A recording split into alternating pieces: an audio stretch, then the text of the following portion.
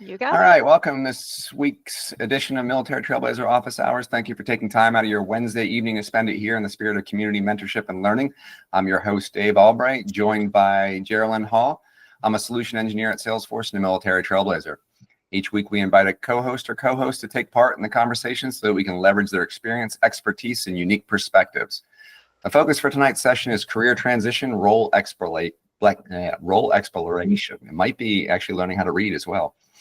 So if you've ever been interested in transitioning roles in the Salesforce ecosystem, this is a session for you. I'd like to welcome and briefly introduce our co-host panel for tonight's session. Anita Jones, Dan Carpenter. Marquita won't be joining us, I believe, and Sally ElGhoul and Yancy Whitaker. Anita is a Scrum Master and Business Analyst at Blue Sky Innovations. She is also the founder of her own business, Anita Unboxed, that helps Scrum teams optimize productivity with ready-made templates.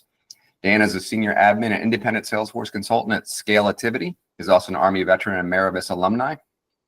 Sally is a Salesforce developer and architect at YallaCloud. She's also the founder of Code with Sally, who we've all kind of joined on and off throughout the months and years. Yancy is a Salesforce consultant at Deloitte. He's also a Marine Corps veteran and military ambassador in the Salesforce community. So great to have you all co-hosting office hours with us. I'd like to welcome you all. It'd be great if you could each take a moment to introduce yourselves further and share your Salesforce stories. Anita, would you like to lead us off? Yeah, sure.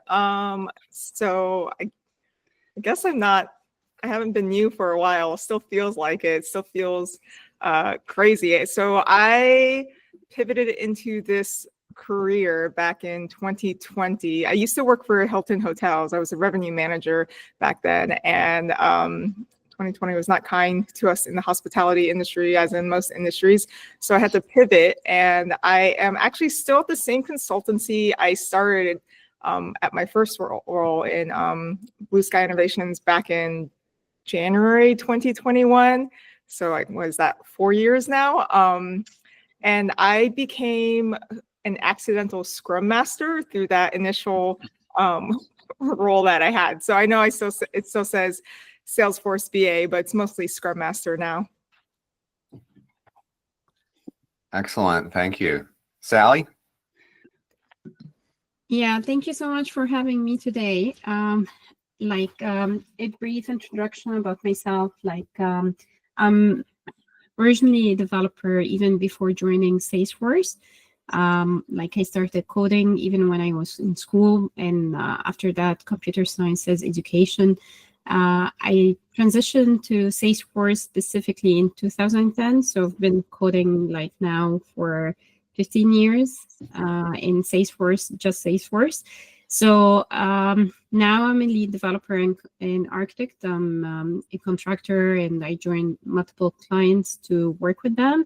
Also, I initiated Code with Sally to help others fall in love with me with coding. I try to make it easy and easier to understand and not super technical or heavy technical. Yeah, that's it. To keep it brief for now, but thank you so much for having me today.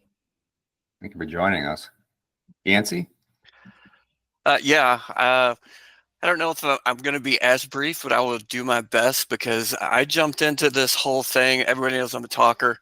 I see Charlie laughing at me. But when I jumped in, let's go back. As a single parent, I had been working construction as a field service technician. My wife introduced me to Trailhead.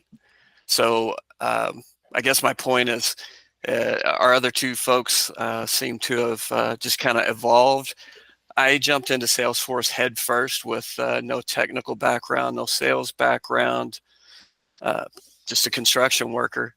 And then, jumped into Trailhead a few months later, got certified and decided to leave my day job, did some contract piecework for a while.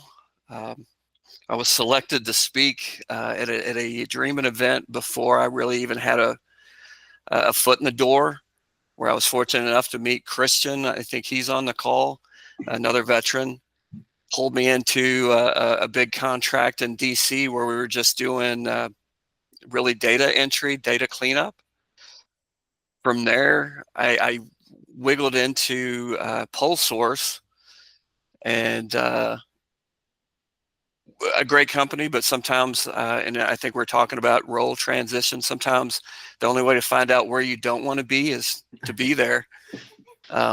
So, sometimes it just doesn't fit, right? They're looking for this, you're looking for this, and they just miss. But then shortly thereafter, and that was 2020, shortly thereafter, hiring our heroes, started a Salesforce specific Salesforce specific class. I was actually in the first one. They were wonderful. So I got a full-time role based, from there, from an internship, and then shortly thereafter, Deloitte stalked me and trapped me, and here I am. Nice. Welcome. Stacy, we're going to have to talk about that. And Dan. Muted, sir. Hey, is that better? Can you hear me now? Yep. Okay. Once sorry a day, about that. whether we need to or not. Yeah, Right. right. Exactly. My name is Dan Carpenter. Thank you for having me. I appreciate the opportunity to get on here. And I have my roots in IT. I started with IT back in the Army as an information systems analyst in the late 90s. Kind of had a bit of an IT career there going for a little over 15 years past that, when I started with an organization that was about to start using Salesforce. So my intro to Salesforce was just over 10 years ago, and stayed with that org up through the point that eventually our Salesforce admin had moved on, and just after I had started studying through Maravis, she kind of pointed me to Maravis and said, "Hey, Salesforce is really important to us. You're a vet. Maybe you should learn a little more about it. When I'm gone, you can maybe take over this and hand over the rest of IT around here to someone else." So I did exactly that in 2017, got my first certification, stepped into the role full time in July of that year, and really have been all Salesforce all the time ever since. So I stayed with that initial organization for a couple of more years. We implemented some pretty cool stuff, but eventually reached a point where it didn't feel like I was going to be able to keep growing there. So I moved on to a consulting role in early 2019, and I've kind of had a series of roles since then, going through projects, setting stuff up, being a part of some great teams, getting to try some different things on, and kind of see what works for me, and kind of like Yancy said, see what sometimes doesn't.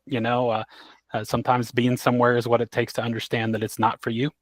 And I think I've had a really great career so far, and right now I have my own consulting firm to take on roles, take on new work, but at the same time, always open to the next thing. So.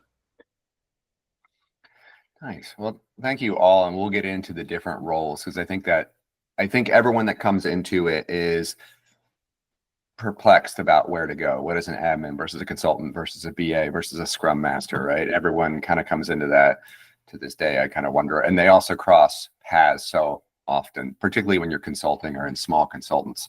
You end up doing all hats versus larger ones, and so we'll kind of talk about that. We'll hit the admin boilerplate text here. For those joining for the first time, we always like to briefly explain the purpose of these office hours.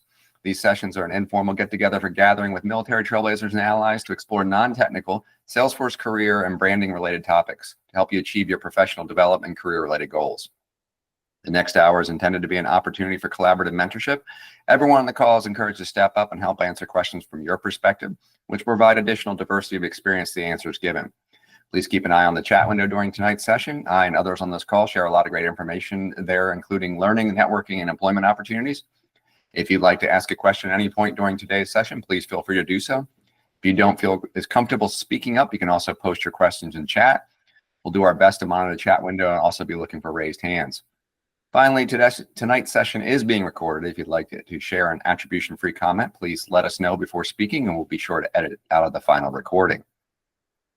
So with that said, how about we go back through and talk about a quick high-level definition of what you do in each of these roles, right? The Scrum Master, developer, admin, consultant, and kind of give that overview, because it does give the opportunity to kind of just give knowledge to those who aren't familiar with the terms, particularly Scrum Master is one, BA, what does a developer really do? So Anita, I'll kick it back off to you and we'll go in the order that we did before, if you wouldn't mind. Yeah, of course. So Scrum Master. I guess I am kind of like a mini project manager, although I don't have to deal with budgets. I'm like the combination of a team coach. I help remove any blockers. I help. Sometimes I feel like I herd cats as well. I think a big part of my job is I help adults speak to each other, which is you would think for a professional job that it's not needed, but sorry to say it is sometimes. I'm pretty much there for any extra support my team needs. A lot of the projects I've been on, there's a lot of resource changes, so I also help with onboarding, get people set up, make sure they have access to what tools they need, and just help the team become more efficient and just help get results and get stuff done. Yeah, I guess that's about it. Nice. Yeah, Scrum Master, I think when you do Agile and you actually see Scrums in action, it's hard to put your finger on what is good until you don't have it. And then you're like, well, it's not this. Yeah. It's real clear at that point. But until then, you're like, what does a Scrum Master do? Sally, would you like to talk about developer? Yeah, for sure. So part of introduction I missed is that I worked in different countries, originally in Egypt, then I moved to UK and then Canada now, and sometimes with Canadian clients or American clients. So I noticed that the definition of the job description of the developer throughout the different companies and the countries where I work changed. So it depends on the team size. If it's small, so sometimes I play the role of just the implementation or the development. And on top of that, part of it is the QA, where I need to do the testing, not just the unit test classes. And on top of that, sometimes the BA or talking to the business to get requirements and do the solution and architecture at the same time. And it depends, that's in smaller companies where there is no huge definition of roles and a lot of people working on the same project. When we are in a bigger project or a bigger enterprise, we have definition of each role and who's doing what. So we tend as a developer to focus only on taking pieces of or stories or requirements and implement it. And if we have a solution architect with us, he can help with the design or what we are going to implement. So it's mainly focused heads down on well-written user story to implement, and we don't do beyond that, just the unit test and that's it. So it depends on the size of the company. So that's why sometimes I introduce myself not just as a developer, but a lead developer and architect as well, because I do everything in terms of especially if it's smaller size company. But yeah, the first insight is mainly development, but it can be beyond that depending on the team you are joining as well. And I think that's a great point, right? Is you cannot truly develop without having at least an understanding of architecturally what's going on. You can blow up an org quickly if you go in there and just start writing code without understanding what the data model is and how it's going to architecturally fit together. Exactly. And the other thing as well, sometimes I like to put the hat of the business analyst, because sometimes I tend if you take the story blindly and you start implementing, sometimes when the user go to test it, they figure out that there is missing pieces or missing scenarios that we didn't cover. So if you put the hat of the business analyst while you are developing as well. That helps you sometimes asking questions like, what are the edge cases? What are we going to do in this scenario or that scenario? So that helps you sometimes, even after getting the user story in the requirement, to explore it more and have better like understanding of the expectation, and that minimize as well like the issues or the bugs in the future as well. Yeah, for sure. Yancy, the consultant. I am a chameleon. I am all. So, funny enough, Anita, like this is one of the fun things about working for a huge firm.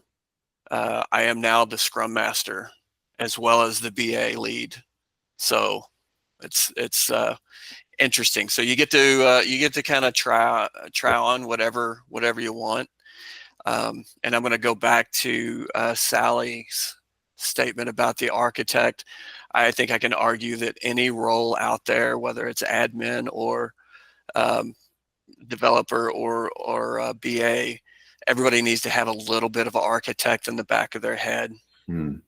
Just good business. But mostly what I do is I coordinate. I'm basically the hub for all the spokes at a high level. A lot of times I tell people that as a consultant, my job is to translate developer to business and back and forth.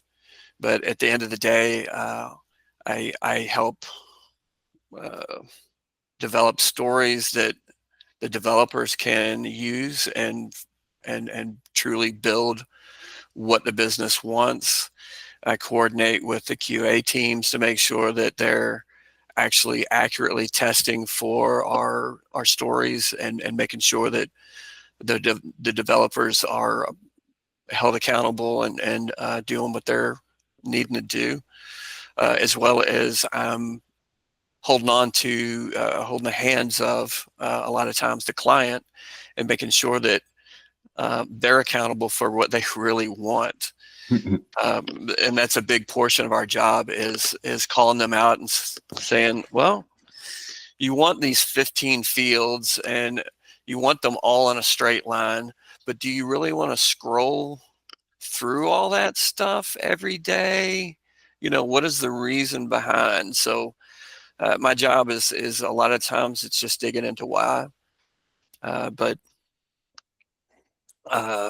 other times it's the bread and butter, finding out what we're dealing with or talking to developers and finding out what we can really do. Yeah, I think there's two things I want to bring up there is, and I'm looking at the names on here. Most people on here have Salesforce experience of some sort. One, as you jump from company and company or industry to industry, right? AWS versus Salesforce, things like that. The term will change for the role, right? A Salesforce engineer at Salesforce is a Salesforce architect a solution engineer here, and Salesforce is a solution architect in AWS. You'll hear what we'll call the bigs, right? The larger implementation systems integrators, the IBMs, the Deloittes, Accentures, will oftentimes call a consultant just a developer, right? But they may be actually doing low code, no code, drag and drop fields, things like that, versus the traditional developer like Sally, where you're actually doing the programmatic solutioning. And in Yancy, it's interesting that you say multi-hatted, even at what I consider a big with Deloitte, right? Versus with the smaller niche SIs, where you really have to wear a lot of those hats all the time.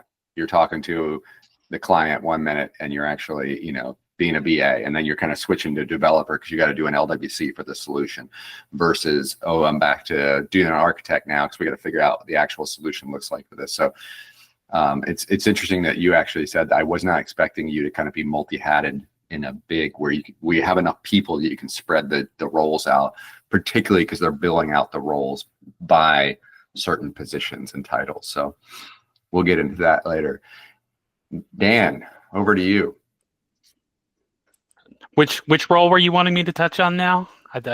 We kind of went I through think them all, didn't admin. we? Let's go with admin for you, because that's Okay, one that a lot of new people really get confused. Like, what's the difference yeah, I between think admin and a consultant? really is kind of the baseline of, I think, everything. Pretty much most of the careers grow up out of that. I would say as the admin, really, I could almost sort of insert consultant here too and use them interchangeably, because the what you need to do in that role really depends on the situation and the different the situation you find yourself in and the client needs. Because sometimes you'll be someplace where they've got someone who provides you a really good BA functionality. They're bringing you the user stories. They understand the business. You don't need to put that together for yourself. So they're bringing that to you, and they're packaging it up pretty good. And then your job's to implement that, to keep your eye on maintenance issues, changes that are coming down the pike, because the platform's always changing. So, you may not be new to it, but the platform's always. I'm not new to it, but the platform's always new to me, because it's changing every few months anyway. So I find that as an admin, yeah, like you say, depending on the situation, or that first place where I was a solo admin, you kind of have to do it all. You have to be the BA, you have to be the project manager, you got to be figuring out the time frames you're going to move stuff forward to, coordinate with your outside resource. I wasn't a dev. I had an outside dev for the writing code for me. And in those solo roles, you're really wearing all the hats. And then as you move through different teams, my next role, at first, I was coming into a situation where there was already a dev, but they were putting together a team that was bringing over people from the business side who already understood the business pretty well. And they came in and plugged in as BAs and product owners. And eventually, we grew that team out till it pretty much had everything, all the way to, several devs, QA engineer, architect, business analysts, a whole 3 different admins. And we were able to really kind of split that work up and just keep on top of the different, kind of people wind up somewhat with lanes. You try not to get too siloed, but you just working through the user stories of where you need an adjustment to a layout or a record page, or you need a new field somewhere, or report or dashboard changes, all this kind of stuff. I think about anywhere, those last few things fall into the purview of an admin somehow. But yeah, it becomes very much an everything role, and everything kind of grows up out of it. As I said, I think getting a handle on that is a good start towards any of the other paths. How many other people on here just dreamed wistfully when he said, just move one field on a page? I'd be like, oh, yes, this I can do. This is so nice. Yeah. Daydreams like that. And don't do what one team wants and have another get mad at you for it. This group over here wasn't considering the impact of this other. So maybe we each need our own lightning record page now, or something like that, or make it dynamic. And it's so much. Yeah, I'm having all kinds of flashbacks right now. So yeah. And you've been around long enough in the ecosystem, the 10 years, Anita, some of the others on here. 5 years ago, there was the accidental admin, right? This person that trickled into Salesforce and just kind of got good at it. And the next thing you know, they're the admin, no experience. It's like, okay, you just figure it out. And now you see the term, Admin-eloper, right? Where we want admins to actually have programmatic code capability, which is a whole other ball of wax to unpack. And it's doable, right? You get into it you get out of it what you put into it, right? You could do it. It's just looking back, for me coming into the ecosystem, I think I just wanted to be an admin in this org by myself. And I'm so glad I didn't, because I would have blown up that org 6 ways from Sunday. Like, I would have just destroyed that thing. Going to a consultant for me was best, because I had people senior to me to kind of walk me through and be like, no, you can't do that. This is what's going to happen. There are governor limits. There's, all the things that you run into where you just blow up orgs left and right.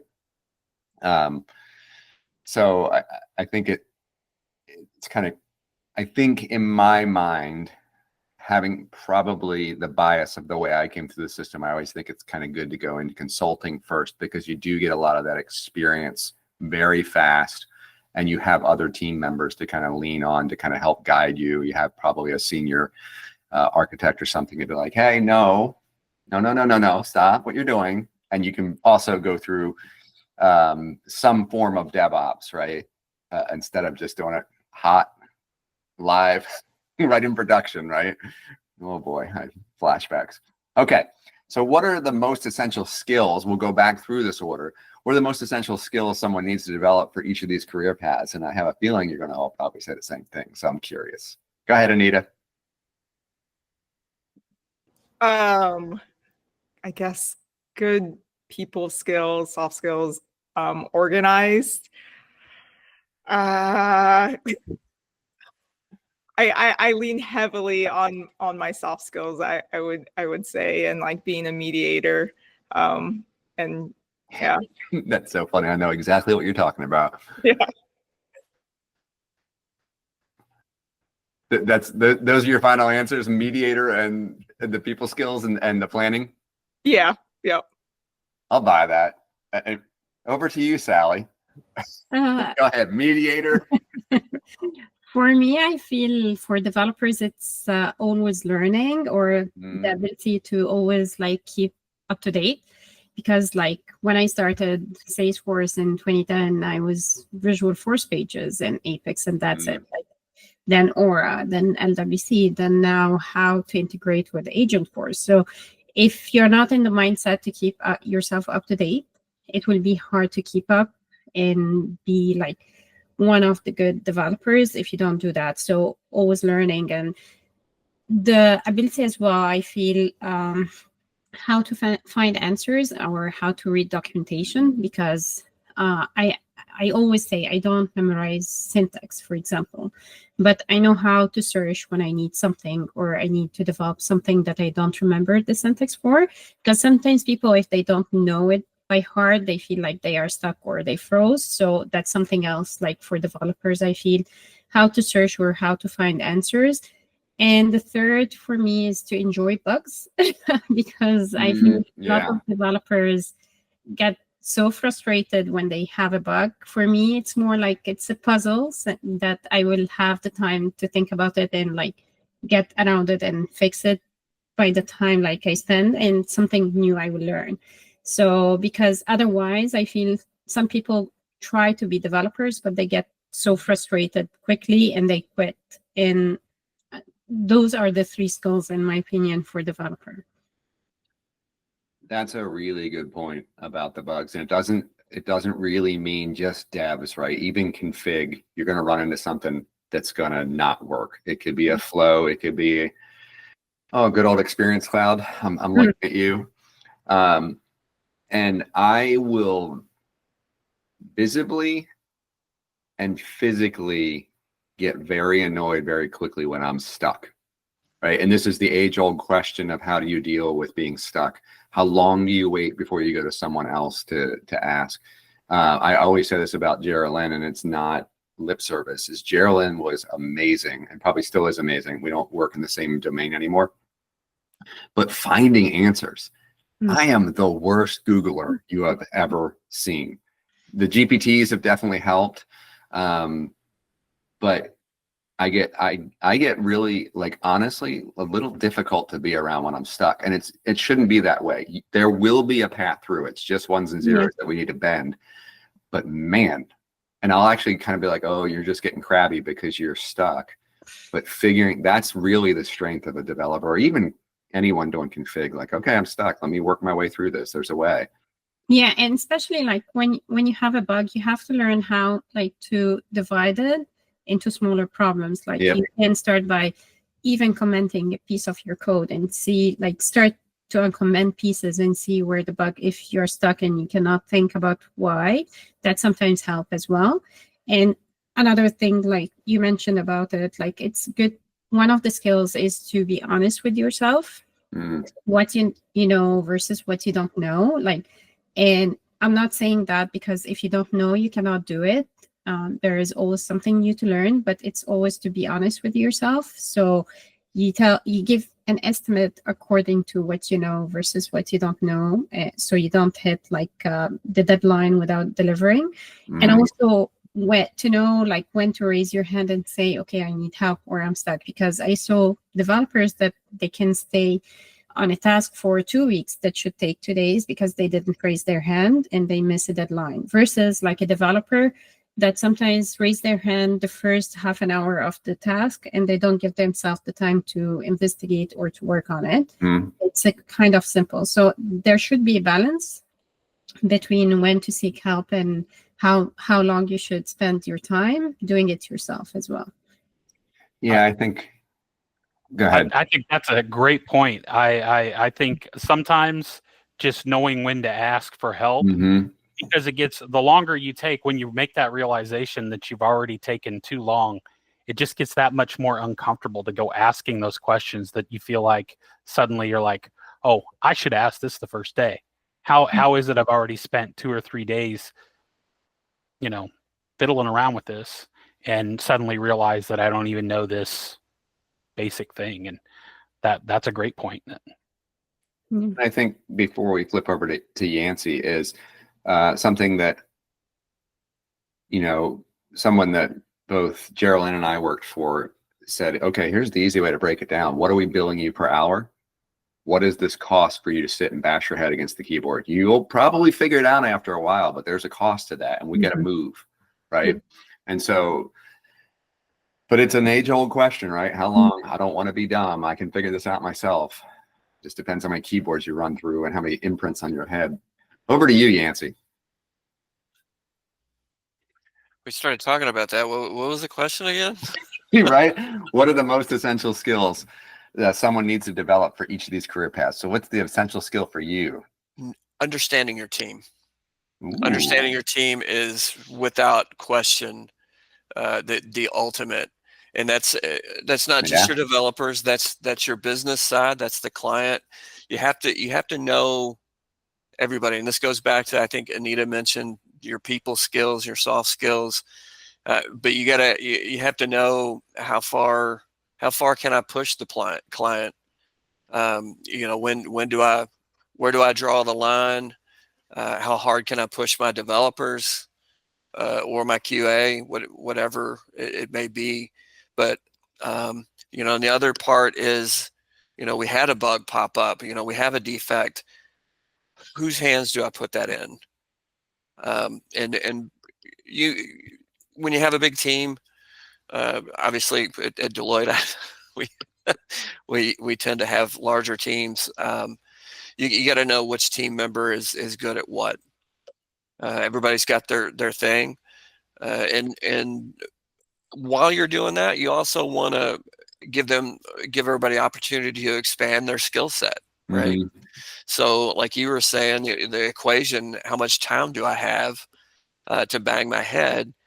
There's times in the project where you can say, okay, I know developer 1A can do it, but really quickly, but developer B is right there on the cusp. Do we got a little extra time that that they can work with it, knowing that developer A is right next to them to bail out? But I think I'm kind of skidding off onto a corner here.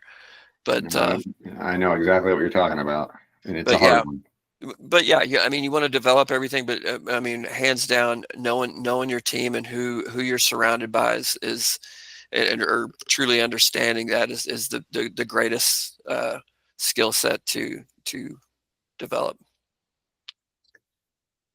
Thank you. We'll pass it over to Dan, then Iris will get your question, and then we'll switch over, take a quick picture, and then Amanda, it looks like you got a question in the chat there. So Dan, over to you. I think I got the easy one. I get to go after everyone else and riff on what they said. But I will say that, what I genuinely had in mind up front is it's a soft skill, but specifically for me, communication. And I think it kind of helps tie all that together. If you can communicate with the client and the needs of understand the needs of the people you're trying to support or work for, as well as understand the people that are helping you get the job done. I think communications are really the thing that will most boost your success is just being punctual about communicating with people when you don't understand what they need. Seek clarity where needed. I personally work on need work on brevity. I'm a little bit long-winded at times. And then, of course, always candor. I mean, I own my mistakes. I'm not perfect. I make mistakes. But part of how I think you gain the respect of your client is to own those mistakes, be completely clear about what happened and why, and just take action to resolve any problems you've made as soon as possible, and just try to note those things and don't do the same mistake again. And speaking of notes, I take a lot of notes. I do a lot of notes to myself too. Checklists and notes. Yeah, it's funny, and you all alluded to it, and I kind of knew it was coming, right? Everybody thinks it's the technical skills. Oh, I need to be good at making flows. I need to be good at config. I need to be a good dev. If you don't have people skills, people aren't going to want to work with you. It's just, and you're not going to be good in your role because you don't know how to confront, the client to be like, and that's not really the best idea. I know you want 15 fields on one page, but let's talk about what that might look like. And you could be the smartest, and the devs, Sally knows this, unfortunately, the devs kind of get the bad stereotype for this like they come out of the movies, they're just sitting down there with 7 screens and they're coding all night long, smoking cigarettes, throwing them over there and just coding all night.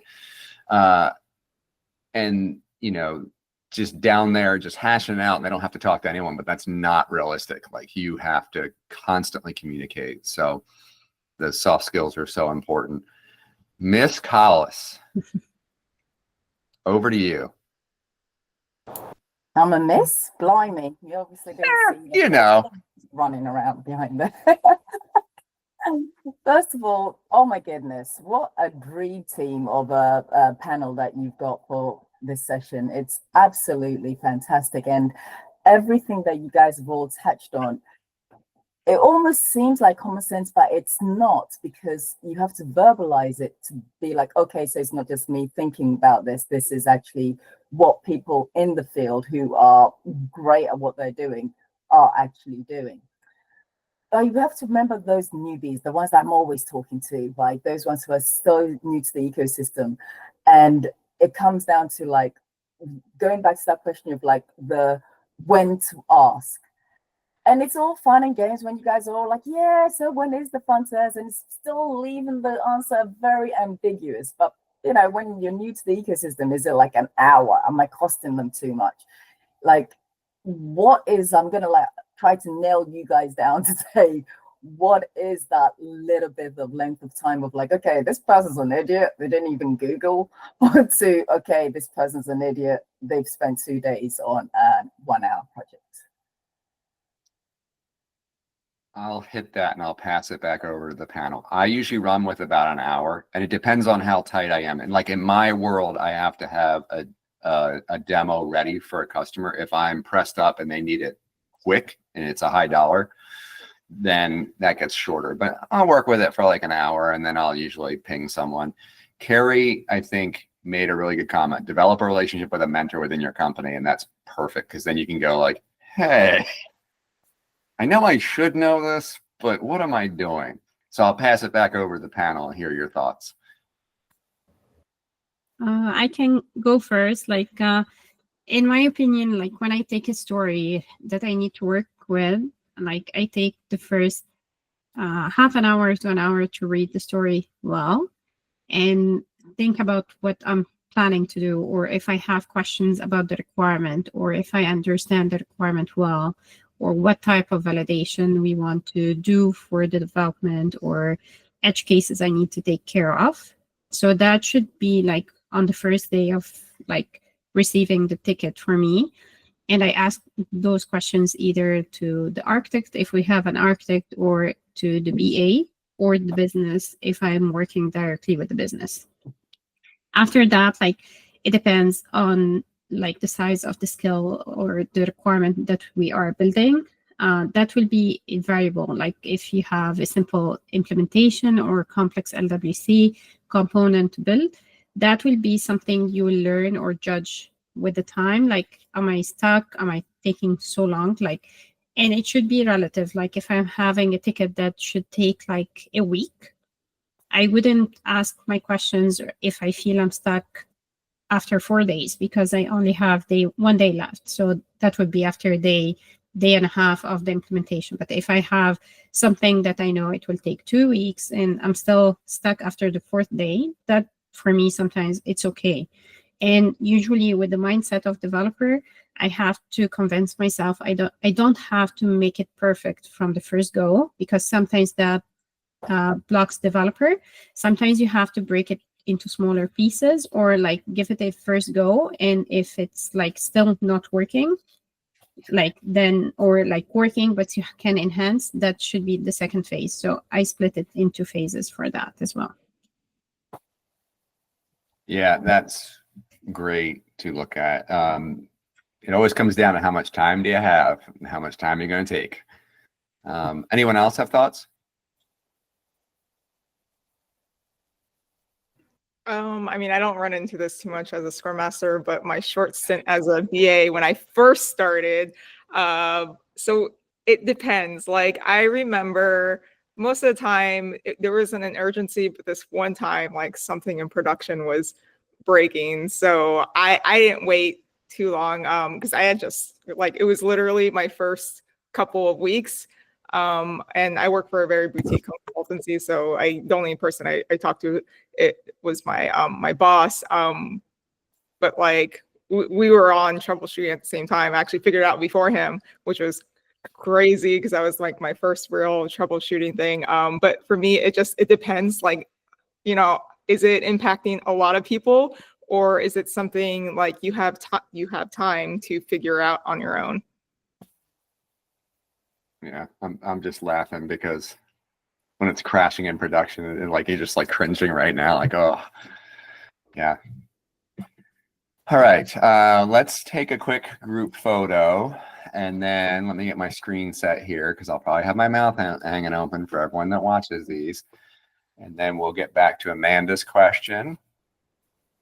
And all right, we're at the midpoint of the session. We're a little past it. Let's get a group photo. This is important because we always need to be branding. We'll plan on posting this on LinkedIn and Twitter tomorrow, or X as we know it. And we'll tag everyone in the photo. If you only have your first name showing in the Google Meet and want to be tagged, please feel free to include your full name in the chat window. It makes it easier for us to tag you. And for everyone who wants to grab up or participate in the photo, please unmute your video and we'll grab a screenshot. I'll give you a 3, 2, 1 countdown. Like I said, I'm notorious for having my mouth open when I do this, so enjoy. All right, Geraldine knows it's true. All right, 3, 2, 1. And my computer is not working. Okay, well, I'll get it. Geraldine, did you get it? I got a backup. I will look at it right now. Perfect. No promises. Thank you. Though. I think I missed the keys. You know, probably have my mouth closed on that one. Okay, Amanda, you had a question. So with approaching to ask for help, a lot of times the answer comes when you're trying to figure out the best way to ask the quality question. And that is a good point because I have said some dumb stuff, I think yesterday, maybe it was today. Luckily, I have a lot of good people around me. They're like, oh, you're so cute, like a little baby deer learning to walk. But yeah, it is. A lot of times it's asking the right question about the right thing, right? So panel, what are your thoughts on that? I think that in a way kind of goes to the whole rubber duck thing, like explaining the problem to your rubber ducky and the whole process of as you explain it, so often the answer just occurs to you while you're asking the question. So does everyone know what the rubber ducky is? Everyone heard that concept in tech? So the rubber ducky is a lot of, I guess, older developers. Sal, you can back me up on this one. Not that you're older, but just the developer used to keep a rubber ducky on their desk. Notice I recovered from that kind of smoothly.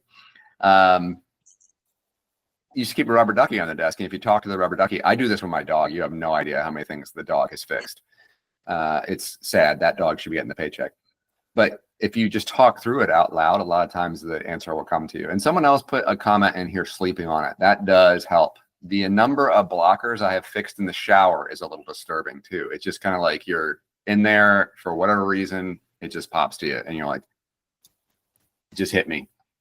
Unfortunately for me, and Geraldine knows this, a lot of times it would come to me at 2 in the morning and I'm like, oh, well, I guess I should try that. And then you get up at 2 in the morning and do it. And the next thing you know, your whole night's shot. But it's just the way the mind works. So the rubber ducky works. The dog's pretty good fixing blockers. I absolutely found out what a rubber ducky was like 2 years after somebody had called me. And I'm like, I'm just excited to be in the conversation, you know, because I'm not a developer. But she's talking development, you know, and she's just, and then, you know, it's like 2 years later, somebody explains what a rubber duck is. I'm like, oh my God, I was her rubber duck. Right. But hey, I participated. I was in there. Right. I know. I know exactly that moment where someone else is talking to you. You think you're part of the solution and you're not. You're just, you're the straw man. Like, right. Okay. Yeah, I guess that's Totally another hat I wear. Rubber duck. So many people jump on calls for me and they figure it out as they're just talking through it. Can I add that to my resume? What? That should be billable, right? There should be a billable rate for the rubber ducky. I'm gonna think of it now. I'm like, I think I might do that. Anyone else? Any other thoughts on that one? Regarding the question, yeah. So, I feel sometimes the question and how you phrase your question impact like how people in front of you will take it. Like in terms of like, sometimes it's really written, for example, and very obvious that we are asking for 1, 2, 3. And sometimes people skip the reading and come with the questions. So that sometimes like, you know, other people sometimes take it easily and they answer and they're happy with it. But other people feel offended because they spend the time answering in advance those questions and wrote it in the story. So the way, if like you take your time, read your stuff and understand what is written, then you ask, impact how you ask the question as well. And the other thing is how you ask, make the person in front of you feel better about the question, in terms of like you're asking because you're too lazy to search, or you, for example, searched and you tried your best and you're still stuck. Because again, if you're always asking the first thing, like you're blocking other people as well. So that's why the balance and how you ask and putting the effort to search and then asking, give other people the impression that you reach your maximum and you're seeking help now. And regarding like how to solve problems, it happened with me. Like sometimes a lot I jump with my colleagues on a call and I start explaining the problem, seeking for help. But actually, like once I say it out loud for them, I say, okay, now I know what I need to do or what's the reason of the issue.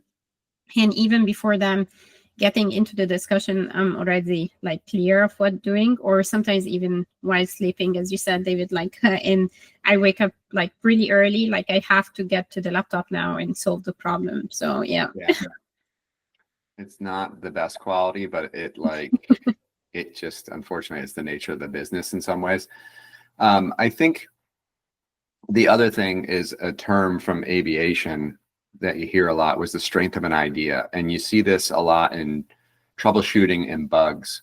And I just know it from my prior life background. Geraldine probably knows it from her husband. And you think it's this, but you don't really explore what it could be the problem. We did this with a blocker.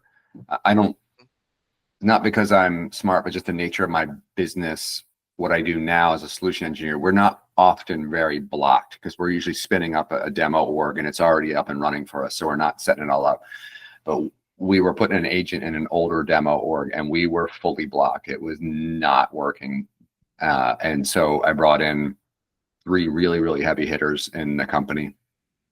And all of us thought it was one thing and it was completely something else, right? But once you kind of think that, and that kind of comes back a lot to the quality question, sometimes it's better to kind of talk about what's the desired effect you're looking for, the desired result.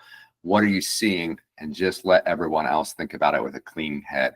Because if I go, Experience Cloud isn't working right, this, they're going to key on that and run down a rabbit hole that may not have anything to do, and it didn't, with what was going on.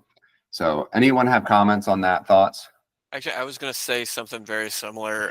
You know, sometimes it's when you're asking a question to somebody, it's through the action of asking that question that you realize that you're asking it in a profoundly odd way. Yeah. Because like you said, you're shooting up this tree, you're doing your troubleshooting, walking down that path, and it kind of pigeonholes yourself into asking the wrong question, because you didn't step back and broadly look at, well, I was going straight up this way, but I didn't realize that it was really kind of hanging over here off to the right or left or whatever. So yeah. Yeah, definitely have done that. Amanda, you have a question? Okay, so it really wasn't a question to begin with, but it's kind of spun into a little bit that I might be able to contribute to what I had said. I worked with help desk for many years and completely fell in love with the clients and the people that I worked with, and with what Yancy said, understanding the people you're understanding your team, but also the empathy with when somebody is finally submitting a ticket because they have a problem. They are in the same position that we all are in. We've ripped our hair out and decided to ask for help.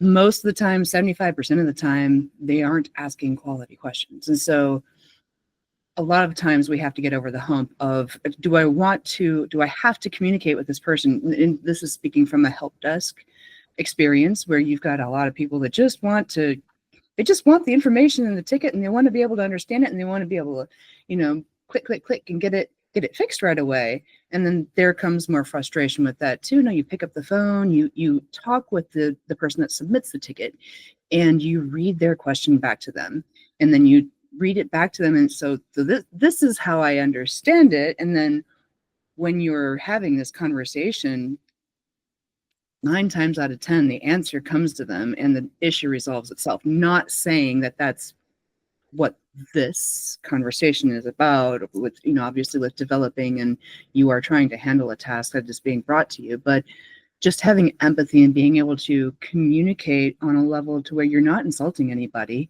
You're just repeating the question back and saying, so this is how I understand it. Is this what you mean? There's, 4 or 5 different ways that this could be resolved. Help me understand you. And then typically you have created an amazing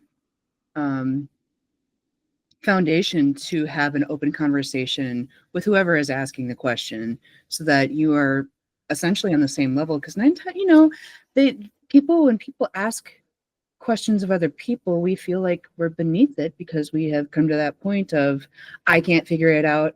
You're an expert. Please don't make me feel dumb. You know what I mean?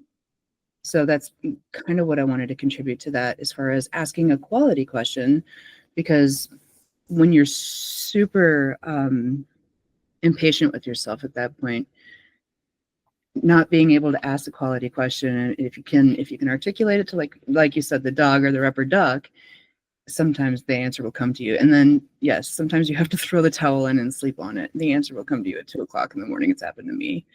So that is what I wanted to add to that. And Sally kind of hits it before I turn it over to Dan. Is one, we could all use a little more empathy in our world lately, without getting into it all. But what I've always liked about the ecosystem and the Ohana is we generally are very good. You can put stuff out there and people won't blast you. You go into some other cultures, even within the tech world, and people will just tear you up and down for being a noob, right? And it's like, everyone's going to start. Like Sally said, no one knows all of it. No one knows most of it, especially the way the tech, particularly in Salesforce, is changing so rapidly now. It's really difficult to stay up with. It's amazing how fast it's changing. So over to you, Dan. Yeah, I just wanted to make mention of, I put something about this in chat as well, but when we're talking about the understanding questions and stuff, the initial story and communicating what problems are, the given when then statements that are commonly called Gherkin really contribute a lot to making sure that you're on the same page about what's really needing to be fixed for who, how it needs to behave. It kind of rolls that up, and sometimes just putting it together really helps clarify what you're trying to get done. Sometimes trying to turn something into a Gherkin statement will kind of point me to my own answer, where I won't even wind up needing to actually ask the question because the light bulb will go off as I'm trying to put that together. But I love it when teams just really emphasize that. Please build make that Gherkin statement for every story. That really helps a lot for just being able to dive into stuff and get it done. I've never heard of that one before. I'm going to look at that here after the session, because just being able to write what we need is so. We talk about the soft skills of communicating, but be able to write that out for others, right? When we pass a story across to someone else's desk, and you're looking at it going, what exactly do you need here? And I am so confused. Yeah. Teams that ask for requirements in Gherkin makes my day. I love that. So. Yeah, I'm going to look at that one. Okay. So we got, 4 minutes left. You all have come from 4 different kind of areas of the ecosystem.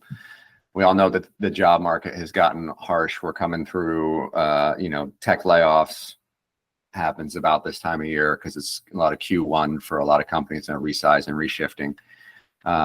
We've had ours as well.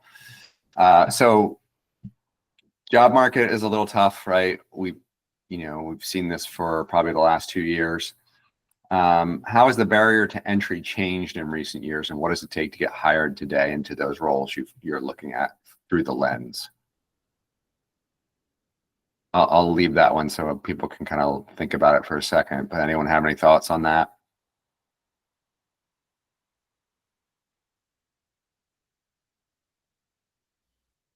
Dan, I saw you come off mute. You got a thought? Well, I kind of feel like increasingly as I get, more senior in my skill set, recruiters and such, they want to know specifically what clouds and specializations or industries I've had my hands on in the past, because more and more they don't necessarily want, and this is really more speaking as looking for roles as a senior admin.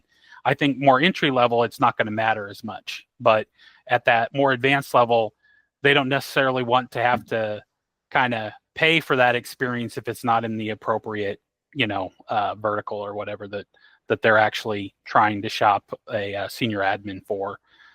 So getting your, diversifying, getting your hands on a lot of different clouds, I could see as something that could be really valuable down the road. I'm glad I've had my hands on, a bunch of different ones. Although at times it feels like some have been more valuable than others as far as, renewed interest in new engagements. So I think just kind of being open to try out whatever comes your way and, skill up in the general sense. Trailhead, hit the trailhead hard. Everything you learn about it all fits together. The more you can learn about it, the better. I think Dave Nava, I don't think is here right now, but I think everybody here probably knows him or should know him. He's a great example of what you can do, just leaning into that really hard and just learn like crazy. I mean, he just takes it to a whole nother level, like that, just incredible. But I've known him for a long time. I knew him when I had more certs than he did, and now he's like got 2.5 times what I got last time. Yeah, I can't remember what he's up to these days. Yeah, I think he's over 20 or something, and it's just the guy just learns like. They continually change how many badges are out there. There's something about like 2,000, 2,500 badges out there at a given moment. He has them all. Yeah. Now they probably have dropped a couple new ones that he doesn't have, but because he really kind of rolled back. That's extreme on a level that you don't necessarily have to aspire to. I've got a little over 300 badges. They're all valuable. Just go ahead and just dive in. For me, the key to that is just take your time, read it, focus on understanding it, not just answering the questions and knocking the badge out. And that's what's going to build on those knowledge building blocks that are eventually going to click together as the big picture that helps you challenge whatever comes your way later. Yeah. Iris, you have a question?